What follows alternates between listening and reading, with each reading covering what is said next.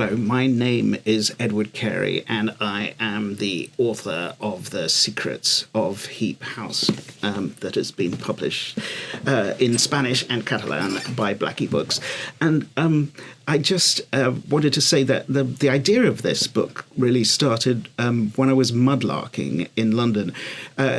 The Thames River is tidal, and at low tide you can get down onto the foreshore of the Thames and find objects. This is a clay pipe from the 1500s.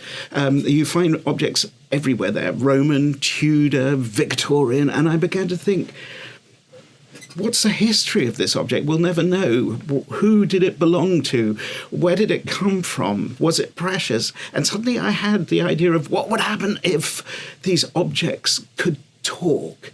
What would they say? And I began to think of Victorian Britain in its sort of vast empire and how many people were sort of crushed under the weight of it. And I began to think of all the objects that the Victorians created. And I wanted to write a novel about those objects and about a particular person who could actually hear the objects speak, who had that talent. And that is behind me is the character called Claude Iremonger, and he has a particular object. He's been given an object at birth. All the characters in this novel are, and the object he's given and the object that has to define his life is a bath plug. I love all the ordinary, everyday objects, and think about actually not thinking of them as ordinary, thinking of them instead of something extraordinary, as something magical. And I wondered if I could write a novel in Victorian England, but set it about a family of bailiffs who live in the centre of an enormous rubbish heap. Enormous. You imagine the size of a rubbish heap of Victorian London. And this rubbish heap is so huge that it is tidal like the Thames, and it goes backwards and forwards. The objects are ever moving. And Claude, this one character, can hear all the objects calling out to him.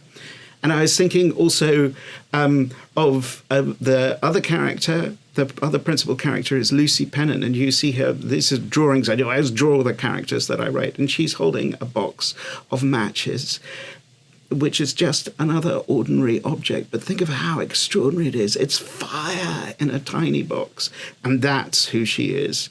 And that's this is a small introduction to the talking objects and the strange Victorian family that are in The Secrets of Heap House. And I want to thank the booksellers who have been so amazingly generous to this book for all their work and support.